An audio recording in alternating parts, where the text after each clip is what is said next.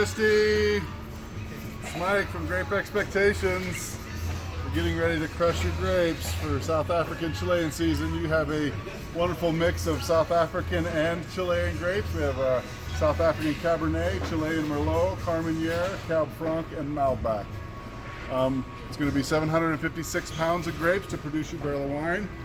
Here they are sitting behind us. We're going to be dumping them into the crusher destimmer. Look at these nice grapes right here. Look at that cluster. Check out these clusters of Merlot. Isn't that beautiful? That's the Carmenere. from Chile. Carmenere, okay. These are beautiful. Merlot looks great. Beautiful. Wow. So these 42 crates are going to get dumped into the crusher destimmer, which is behind us here. We're going to crush. It's going to take the stems out. We're going to pump the must into this fermentation tub here. Once the must is in the tub, it's sent on over to KJ. He's going to give you a little class on fermentation, see what happens and how long it's made. So, see you soon.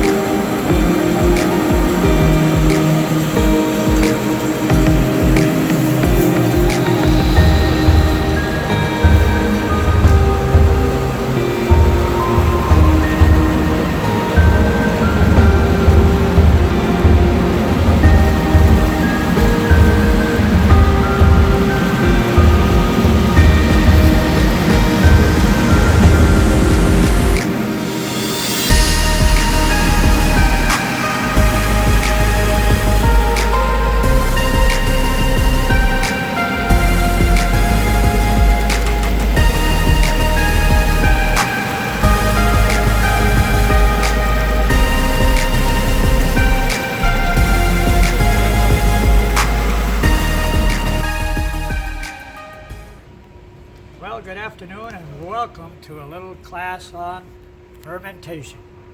One of the most important things that you try to determine when you are making wine is the amount of sugar that's in the grapes, which converts into the alcohol that, by volume that your wine was going to attain. And you do that by using a refractometer, taking a sample of the must, M-U-S-T, that's what this is called, must. And you can see that they've just come out of the crusher, the stemmer. And I'm going to go in and get a little sample. And I'm going to make sure I just have the juice. Yeah, there's a little juice. It's all you need is a little bit.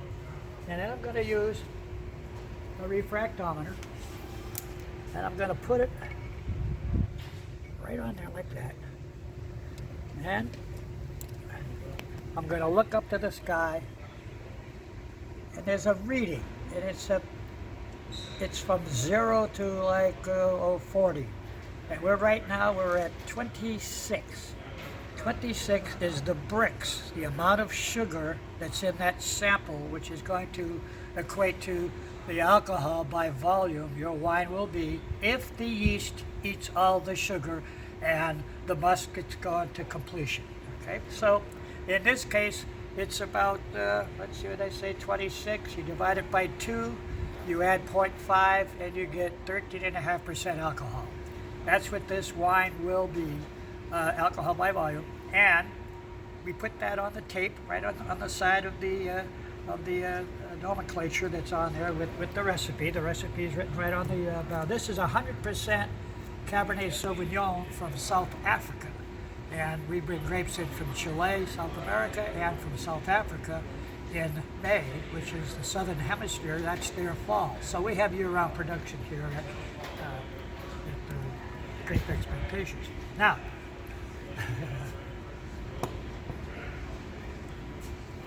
now that we know that what the bricks is, we're going to write it right on the side so we keep track.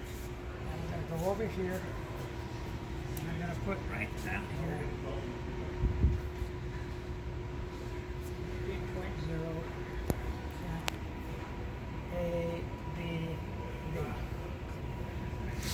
also going to put it on the top because sometimes you get the tops of the base of the stuff. You don't want to do it. So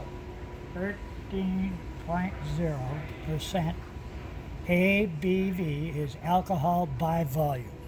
So if the yeast eats all the sugar, as we think it will, then you'll have that 13.0% alcohol. Wine is generally from 8.5 to about 17% alcohol. 17, really high. You get above that, you're into fortified wine. And in our case, we're making table wine. 13 is right in the middle. It's perfect. It's not too high of alcohol, so it burns your throat. And you're going to be able to taste the characteristics of the grape. And this grape, the Cabernet Sauvignon, is just unbelievable out of South Africa. Now that we know what the Brix is, we're going to start the fermentation process by adding some yeast and some enzymes and some amino acids. Before we do that, though, we're going to do a little chemistry. And it's not to scare you, but this is what you have to know when you're making wine. Every single grape contains the following: glucose, fructose, lactose, malic acid, tartaric acid, amino acids, water, pigeon droppings, seagull droppings, anything that flies over or crawls through a vineyard is going to it's going to affect the soil and give that particular plot of land a certain characteristic. And that manifests itself into the wine. That's why certain areas of the world and certain vineyards put out better wine than others, because of the characteristics of the soil and the weather and the altitude and the proximities to bodies of water. All that comes into play, so it's very complex, the whole winemaking process.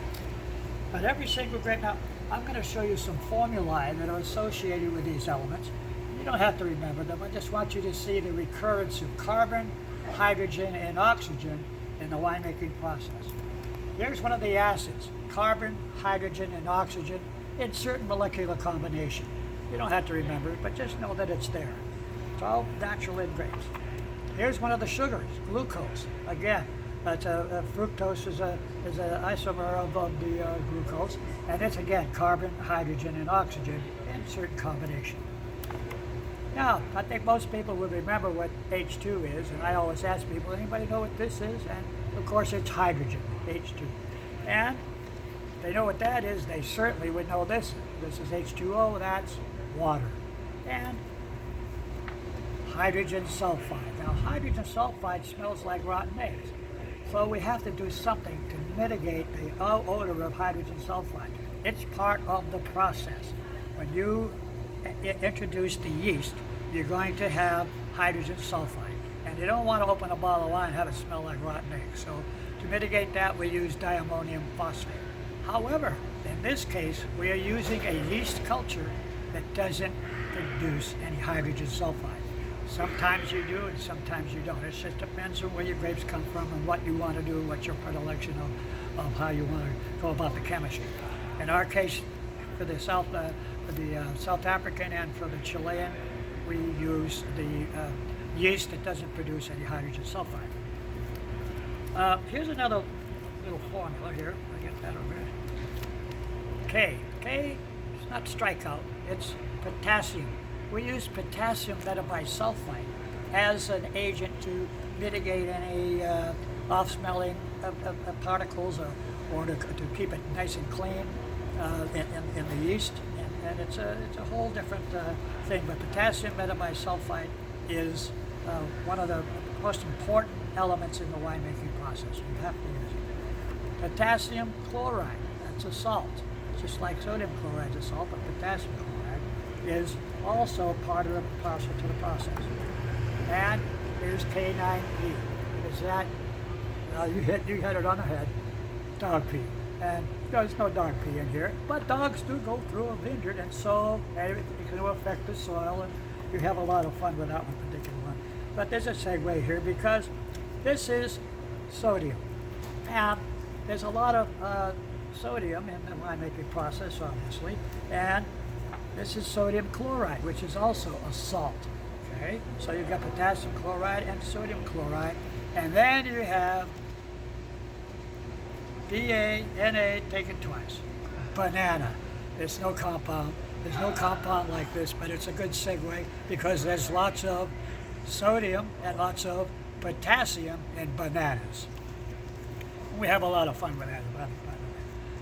Carbon dioxide, CO2.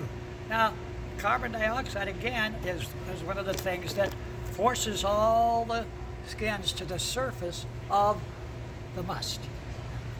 And in order to keep the skins in contact with the juice to develop the color, we have to punch down every day, 2 or 3 times a day. You have to punch down the must to keep it in solution so you're developing the color. And carbon dioxide is one of those things. So during the course of the week of fermentation, you're welcome to come over here and punch your wine down. And you don't have to do it 3 or 4 times a day, but if you come over during the week, you'd split it up among the group, and somebody comes in on Monday, and another person comes in on Tuesday, and and we have people that make wine with us that come every single day and punch the whole row.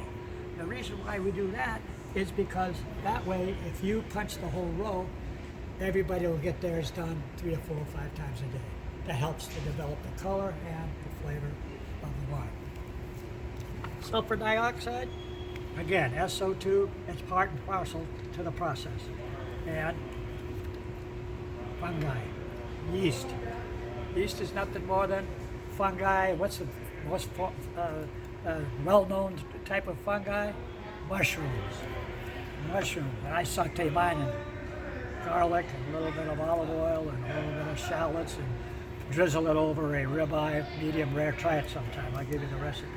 We're making alcohol after all, and here is one of the alcohols this is ethanol. Again, carbon, hydrogen, and oxygen in certain molecular combination. So that's a little bit of the chemistry, and it's not anything you have to really remember, but if you have a question on the chemistry of winemaking, please ask me, because I'll be happy to help you understand what's going on. Now, having said that, what I have here is the combinations that we're going to use to turn your very, very delicious grape juice into wine. And what we have here is some yeast that I have pre-hydrated for about 15, 20 minutes. It's part of the protocol. And this yeast culture, again, does not produce any hydrogen sulfide. And it's fairly new in the last 4 or 5 years, and so we've experimented with it, and we like it, and so we continue to use it. So that minimizes us from it takes away from us having to add other chemicals. We don't want any interference, and we don't want any introduce anything that we don't have to in the winemaking process. So that's the good thing about the hydrogen sulfide minimized by the yeast culture we're using. Now, this culture comes from the south of France, from the Bordeaux region, and from the Tuscany region in Italy. Originally, about 200 years ago, we came from the Greek island of Samos, and it was recultured and recultured and recultured. This will withstand up to 17% alcohol without dying off. Some yeast cultures will only withstand 12 or 13 or 14% alcohol, and if you have a high alcohol wine, you don't want to have a stuck fermentation, because then you have to start all over again. And we have 5,000 people coming through here in any given year, and 200 or 300 people a day, and you have to fit them in if you had a stuck fermentation. So we don't do that. We're also adding some amino acids, and this also minimizes problems that may have occurred during shipping. These grapes came in all the way from South Africa and from Chile, and they've been on a boat for 2 weeks, 3 weeks, who knows how long it took to get here, and then on a truck from East Coast to here, and we don't know what was in there. So we use a particular enzyme, it's called endozyme, to minimize any problems that may have occurred during the transportation. And last but not least these are time-release tablets, and this is a whole series of vitamins that feed the yeast to give the yeast energy, to let the yeast eat all the sugar and convert it into alcohol. And this minimizes us from having to go in there every day and add something. And so we just put the 6 of these tablets. Each one of them has a different release factor to it, and as a matter of fact, it's a lot of vitamin B. truth. And so there's thiamine and niacin and lots of vitamins in there. So there's good things in wine. That's why it's good for you. So we add that, and I'm going to show you just how we do that right now. Now it's simple because all you really do is you really do just this. You put it in here and you go all the way around, nice and foamy. Okay. And then when I see something like that, what I do is I take some of the endozyme and I swirl it around and put it in here and get that in there and get some more endozyme in there. And I add our vitamins. And they actually have you do that. You usually throw them up in the air and it splashes all over the place because usually the whole group of you are around and you're looking in here real close and somebody has to put it in there. I don't put it in, you do. And it splashes all over you, and that's why we have people not come just for a cocktail party. So, now, having said that, during the course of the week, obviously as I told you about plunging, we're going to do that right now. I'm going to show you how to plunge properly. Now the most important thing is to remember you don't want to plunge so vigorously that you bang the bottom. It's not good form. What you want to do is you want to gently press the grapes down into the bottom and without splitting the seeds. And that causes bitterness, so we don't have that happen. So I'm going to show you how you do this. Now, always, before you plunge, you got to clean your shaft. I mean, it's very important in a winemaking process to keep your shaft nice and clean. Yeah.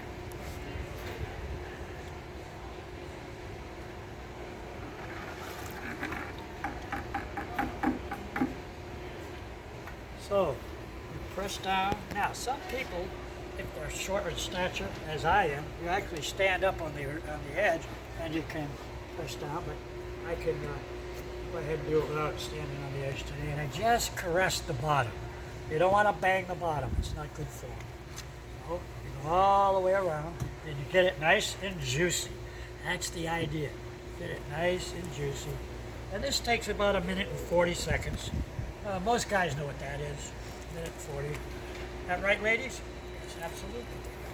So that's what we're doing. Now, I'm just caressing the bottom and I'm scraping ever so gently and I'm bringing the grapes that are on the bottom up into solution. Okay? And you do that by putting it on edge and dragging it easily without banging it. And you don't want to split the seeds because that causes bitterness, as I said earlier. And all the way around. And that's all you do. And then when I'm all done, I just give it a little bang. And then when you're all finished plunging, you gotta clean your shaft once again. So you don't want to have a sticky shaft. I mean, it's not good for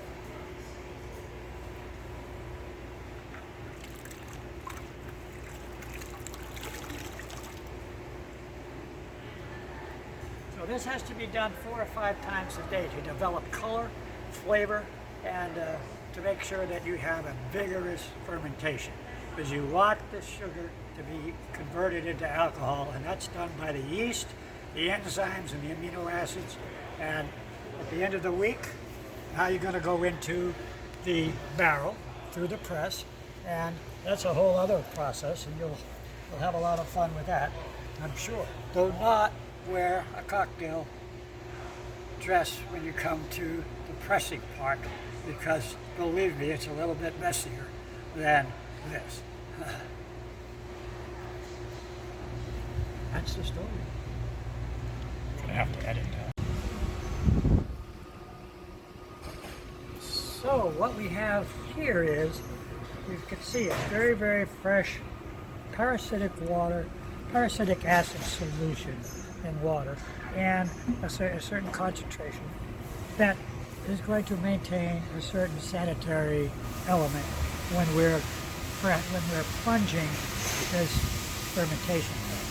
Now, most important thing is, as I've often said, is you got to clean your shaft first. So we know it's already clean, but I like to do it because it's been sitting around. So just clean the shaft and squeeze it off.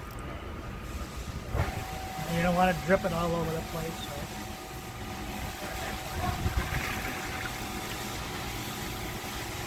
Now, one of the reasons why we plunge in the first place is to develop color, because whether you know it or not, the juice of red grapes is clear. You take a red grape, a red wine grape, and you squeeze it and you get it into your hand, you'll see that the juice is clear. So in order to develop the color, we have to keep the juice in contact with the skins because the color comes from the skins.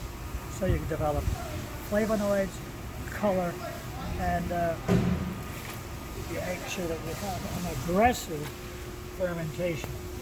So you can see this is getting pretty loose. We're probably going to go into the barrel here pretty soon with this particular carbon.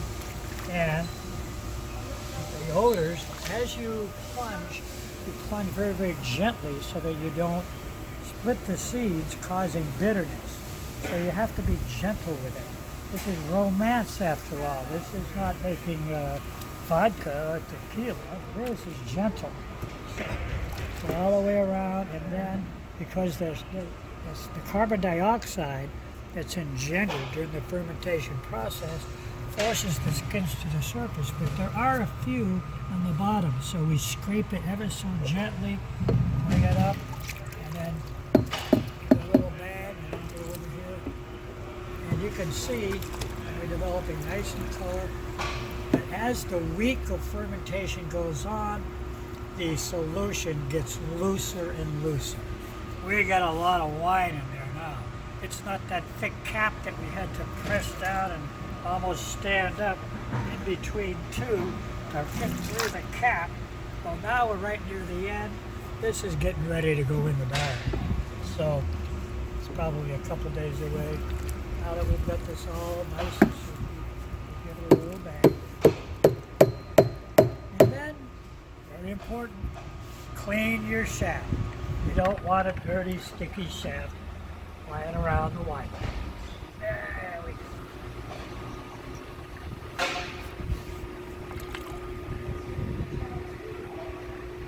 And that's how you develop color, flavor, and all the intensities that you need to make good wine. And this is done in very large quantities in big commercial wineries. Here we do things one barrel at a time. Every one of these barrels is sacrosanct. This happens to be a Malbec Merlot blend with a little Carmenere in there.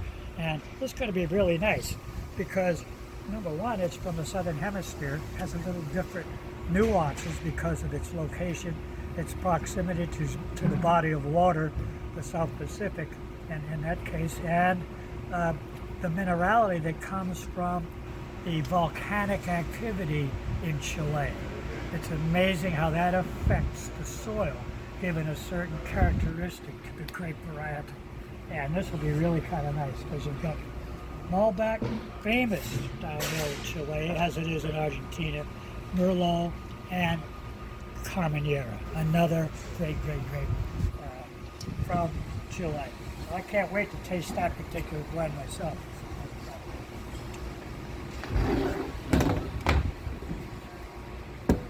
Let's see what we have here. We have a Carmenere, Cabernet Sauvignon, and a Cabernet Franc. And three great grapes, all from Chile. Kyle Arnold's got this. I can see that we already started with me. Now this one has a entirely different characteristic. And the olfactory emanation is entirely different from the one that we just plunged. This is obviously the Carmenere comes through more prominently in this one than it did in this one because there's only 5% of the Carmenere in the one we just did. This one, we got about 80% Carmenere, so it's mostly that grape used to be part of the Bordeaux blend. One of the 5 grapes that were allowed to be part of the Bordeaux blend. It went out of favor in the 1800s, found its way down to Chile, where they thought it was Merlot for many years. And then Dr. Meredith at University of California, Davis, did a DNA analysis recently, because we make DNA analysis on everything now. Your earlobe, your derriere, your eyeballs. Anyway, she determined that there's something about this when she tasted the grapes that they were different. They were supposed to all be Merlot. Did a DNA analysis and found out, no, it's the long lost Carmenere that used to be part of the Bordeaux blend and made Chile famous, absolutely. As a matter of fact. So let's see what this one. Give it another little wipe just in case anybody came by.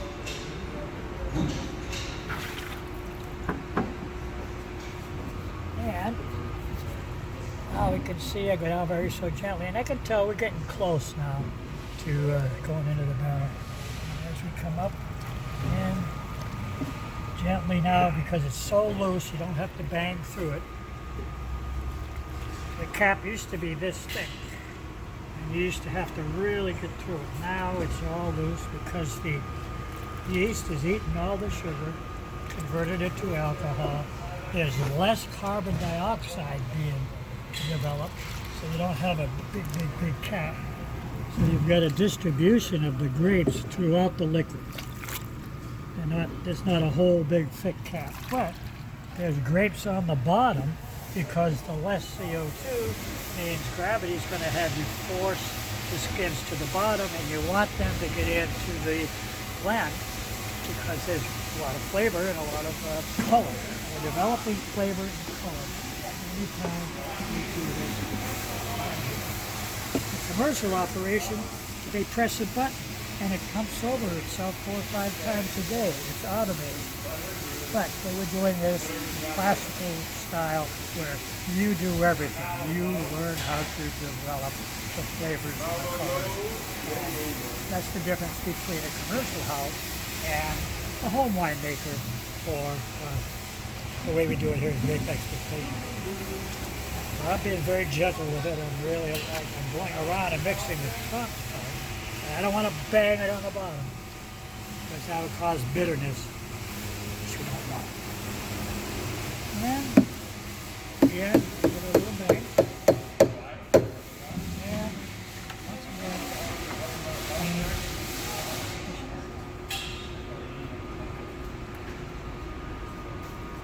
now this water and parasitic acid solution will change it maybe 4 or 5 times during the day as it loses its protective elements. So it'll take on the color of the skin. So this proves, you saw that this was clear. You saw that now just coming out after just 2, it's taking on the color of the grape skins. So that's the proof of the pudding, and that's how your wine is developed, the color of your wine. Hey guys, it's Mike with Grape Expectations. Sorry you're not here today with us, but we're going to be pressing and showing you what pressing is all about today. So this is the 756 pounds of grapes that was crushed and fermented over the last week. What we're going to do today is we're going to be putting your wine into the barrel. So what we'll do first is we're going to pump as much free flow juice and or wine at this point directly out of this fermentation vat into the barrel, which is right here behind me. We're going to use a couple strainer baskets to keep the skins and the seeds out. Once we can't pump, we're going to pump down until we can't pump anymore. Once that happens, we're going to actually scoop all of the must into the press behind you there. And at that point, we're going to go ahead and press out the rest of the juice. The wine, excuse me. It is wine at this point. 98% of the fermentation is complete. So, can I get 3 volunteers, please, and we'll get started.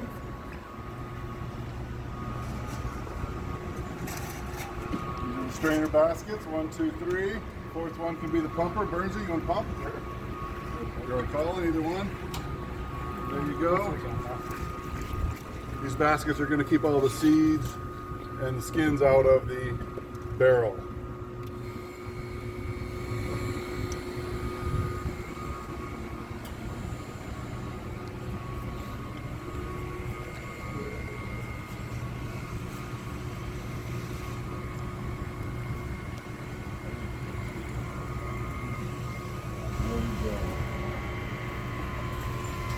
So we're going right into the barrel.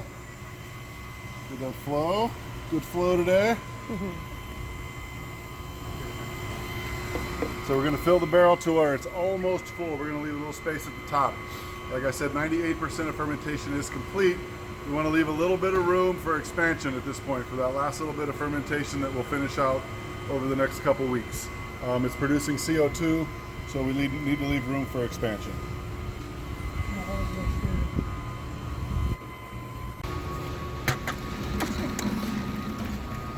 So as you can see in the tub, we've pumped out all of the free flow wine. So now what's left is just the must here. So we're going to scoop it into the press. You see the guys doing it now. Once we get it full, we're going to go ahead and put some blocks in there, and we're going to press the rest of it out. This is the fun part. It's a little bit messy. You don't want to see on this side. You don't want to go outside the thing. You got to blow through.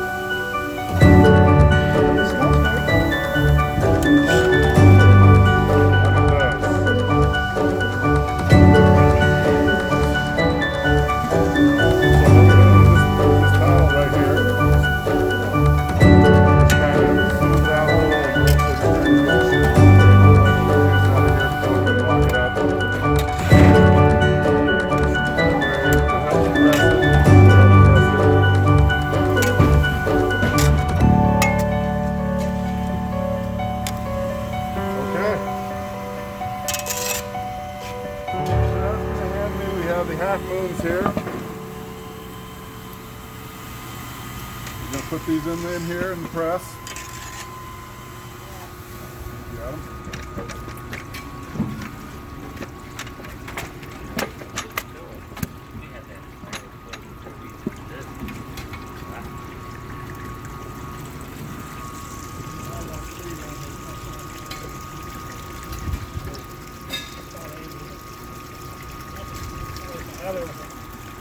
Now we're going to take these blocks. I'm going to block it up.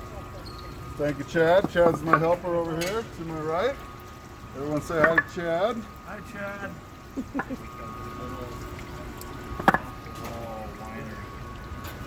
Just a big game of Jenga.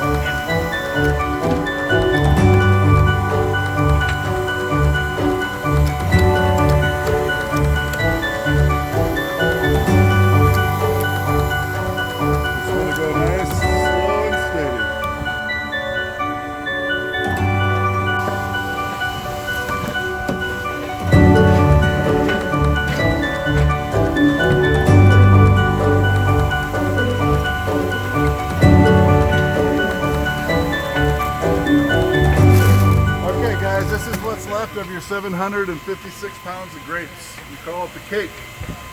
Basically what we're going to do is we're going to cut the cake. We're going to take it, put it in these bins. Normally we would send it to a local composting company, but this year we have a group of master gardeners that are going to come and take all of the skins and they're going to use it for compost. So it goes to good use and it doesn't get thrown away. So basically you cut it just like a pie. Goal is to get it in the tub and keep it off the floor. Good luck, huh? There we are.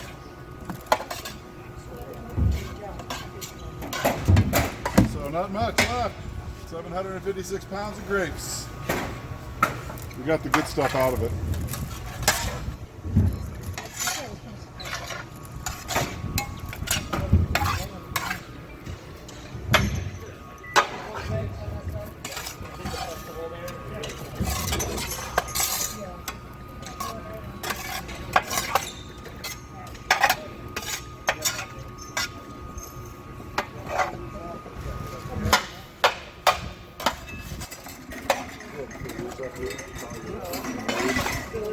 Put the rest of it on yours.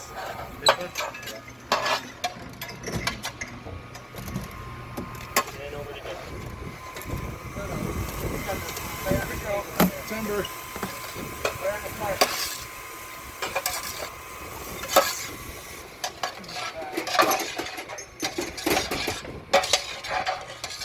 How much would you say those two bins weigh? 1 million pounds. I don't know, Brent, how much has that been weigh? That probably weighs about, it's probably about 60 pounds. Yeah. So it starts out with about 750 something and ends up about 160 something. Yeah, that's probably a safe guess. Or 120 something. I can do math.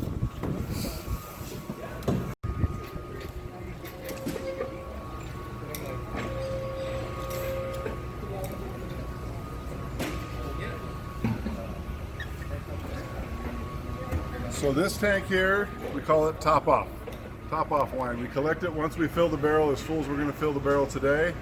We collect the rest of the wine and it goes into the stainless steel container. We label it top off, and basically what we use this wine for is for topping the barrels throughout the process. The first real time that we use this is at racking.